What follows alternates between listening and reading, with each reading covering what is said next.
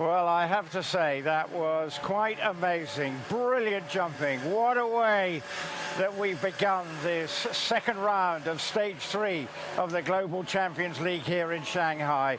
Amazing run of clear rounds that has really illuminated this fabulous arena here in Shanghai and has really put the pressure on the remaining teams that will be going in the final section, because we saw 4 teams really throw down the gauntlet. And it all started after the first few teams had just had a few struggles along the way. But when the Saint-Tropez Pirates came into the arena, I have to say, then it all changed. And Duarte Seabra came in and produced a magical clear round. And that, as I say, set the tempo for the next 15 or so minutes here in Shanghai, because then the heat really was turned up. And let's hear now from Duarte talking to Dan Savage. Duarte, in a second round like this, where you're the first to jump on 4 faults, it's very close. Making a statement like a double clear is massive for your team. What's your reaction? I'm super happy. I couldn't be happier with. We've been very close to a very good result. We were double clear in the first round in Mexico. In the second round, things didn't go as planned, and we have very strong riders: Mariano, Philippe Rosier, and all the others. They're very good, and I think this day, it was about to come, and today, let's see the final result. But for sure, so far we're happy. It's a close league as ever. Saint-Tropez closer to the bottom at the moment, early stages. Big points here today for a bonding and, as you said, a good quality team. Could have a big impact going to Madrid and on through Cannes. 100%. This is all very close. We never had actually a bad result, but this is so competitive. The horses are so good, the riders are so good, which any small mistake can throw you back in the bottom. And hopefully now we'll get a good result here. And there's still a lot of stages to jump, and some good riders coming for the next few stages as well. I will have a bit of a rest now for the next few weeks, and hopefully we'll get back. Mariano's just gone double clear, and obviously you and Mariano now and the rest of the team go and watch. And nervous times? Well, now we're happy anyway, whatever happens. Thanks, Dwight. Well done to you. Thank you. Well, that was just what the Saint-Tropez Pirates needed to move themselves up the leaderboard, because languishing at the start of the day in 14th in the standings, but given the 2 clear rounds they had every chance now of putting in a decent finish here, which could see them move up the leaderboard. But just prior to that, what we love about the Global Champions League, and indeed the Longines Global Champions Tour, is the emergence of new talent. Well, one rider who, I have to say, in the end, you might have to just feel a little unlucky for her, and that is from the Scandinavian Vikings, Lara Treba, who put in a wonderful run, making her debut here in the Global Champions League. And unfortunately for her, it was a nearly perfect round of jumping, because she had the last fence down. Frustrating for her, but I'm sure she was still pretty pleased with her performance, as she told Dan Strange. Lara, yes, a difficult day for the Scandinavian Vikings overall, but looking at the positives, your debut on the GCL and at 1.60 m to boot, and so close to a clear round. Sum up your emotions. Yes, a bit of an unlucky day for the Vikings today, but very happy with my horse performance. We had the last fence down, unfortunately, but it was our first GCL competition, first 160 of the year. We ended with a nice clear in the La Coruña Grand Prix, but still, to start the globals like this is very nice. What do you take from the experience moving forward? I think just handling the team pressure also. It's first time when you go into this arena, it's quite overwhelming a bit, a lot of people around. So it's amazing, the feeling, but just to now be able to deal with the pressure also. Well done, and good luck for the future. Thank you very much. Well, great morale-boosting performance for her, and give her a confidence booster, I'm sure, for Lara. Well, as I say, she's my debutant. Another debutant representing the New York Empire is Robert Murphy, the British rider based with Jos Lansnick. And I have to say, he made a very impressive debut. It was a perfectly judged clear round, competing with Scott Ratch. They went double clear, put in some really good times, and Robert is now with Dan. But Rob, just sum up what it feels like to go clear on debut in the GCL for New York Empire. Yeah, I'm very, very happy. You know, it couldn't have gone any better for me, and for the team it's gone very well as well. I'm very grateful for the opportunity from Dennis and Georgina to jump on the team, and the trust. Yeah, you know, it's a great opportunity. I'm very grateful. What's it like going in a second round when you know you're in a team with the likes of Dennis Lynch, with the likes of Scott Brash? How does that heap the pressure on? Yeah, there's plenty on, you know, and it's serious sport here. You know, it's not a charity for young riders to come and have a nice time. And you know, I want to be a strong member of the team and help them do as well as possible. So I'm glad I could contribute.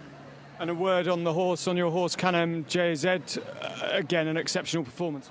Yeah, he's very, very talented. Probably the best horse I've ever had. You know, we've produced him quite carefully over the past couple of years, and you know, I think he's going to be very, very special. Family and friends, I believe, are watching all over the globe. Anything to say to them?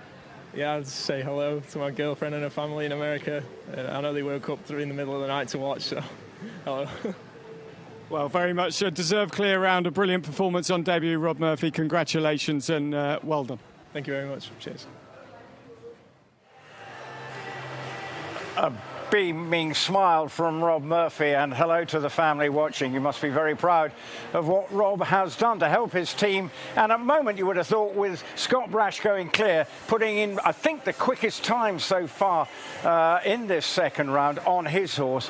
And it was, again, a masterclass from Scott Brash of how to put a round together, and just seemed to be effortless, the speed that he showed in jumping that round on his horse in this second round. And that was enough to put them into the lead at this stage, just really smoothly going about his business, but quickly eating up the ground on his horse, this 12-year-old mare. And you then thought, right, they've got a real chance of holding on to the lead. But a great performance. But it was Gilles Thomas then actually produced another brilliant runner. He loves this place, having won the Longines Global Grand Prix last year, and he loved it. And once again, just enough to put his team, the Valkenswaard United, in the lead at this halfway stage. What's going to happen now in this final stage? It's all to play for here in Shanghai. And Carlos brings in a new ride. It was his lovely H5 Porthos Maestro WHZ in round one, but now the son of Castle de la Pomme, that is Kern Vervecchio's top horse, H5 Origi Horta, comes forward.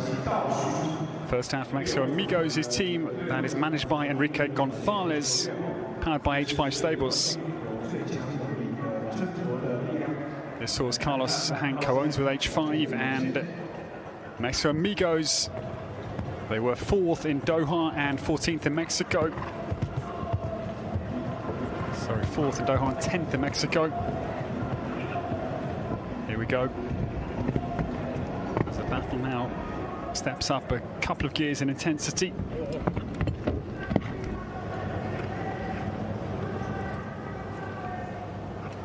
(153.76) is the leading time of Valkenswaard United that comes under fire here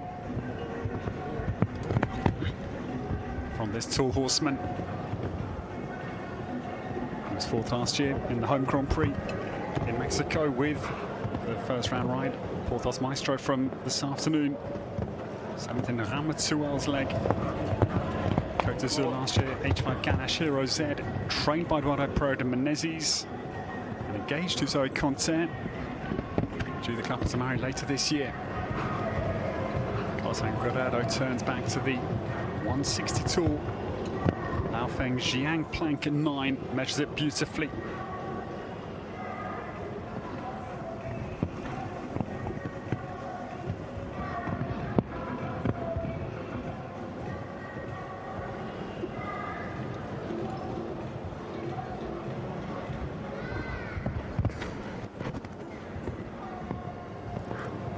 Guerrero just a little flying change to keep the horse balanced, but it doesn't pay off, sadly.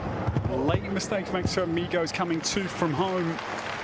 Despite the deliberate, careful setup for the last 2 fences, it comes unstuck for Carlos Hank Guerrero. Sad to see. What a great young horseman he is, still only 24. Late mistake for H5 Origi Horta in Shanghai. They will drop behind Valkenswaard, New York Empire, Rome Gladiators and Santa Fe Pirates. whatever Zoe Conte, wife-to-be later this year, does in a moment's time.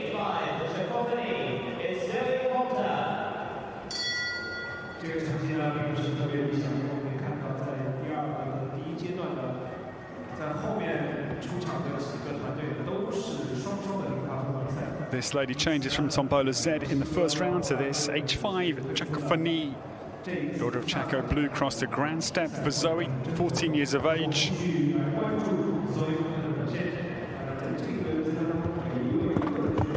This horse is owned by Carlos, and this is a brand new pair this year. They've only jumped in Wellington and Florida so far in their young new career.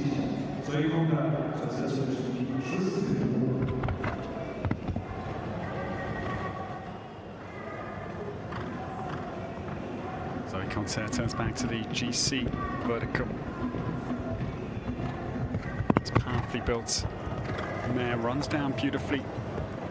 The Shanghai Oxa. This Liverpool has been quite influential. It rattles again, but stays still right in ahead of the big screen, so the horses will catch the big screen, have their own image as they take off, and of course that is the explanation, I think, there for the majority of errors. Up with the odd distance as well. So Conte spins outside of the final fence to the 160 tall, vertical to make doubly sure. Now, first 5-star start as well for this brand new pair. Their first GCL and LGCT start here in Shanghai is going swimmingly well for Zoe Conte. She looked brilliant in Mexico. This form is just continuing and blossoming in this new season. Huge win recently for Emily Conte, Zoe's sister, out in the States as well. The Conte sisters are flying, and oh, it's a shame.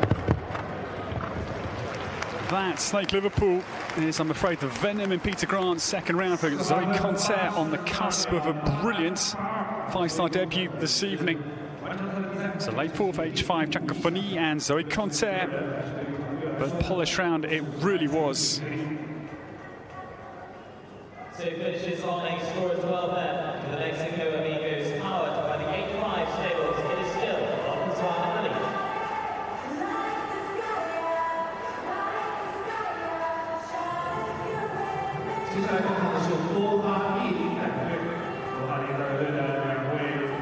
Enrique Gonzalez just turns away. Zoe Conte, tongue-in-cheek, because undeserved, I think. But that is the nature of the sport. That is the nature of a new combination. These little things will just come up a little bit more often than once you're seasoned and really know each other.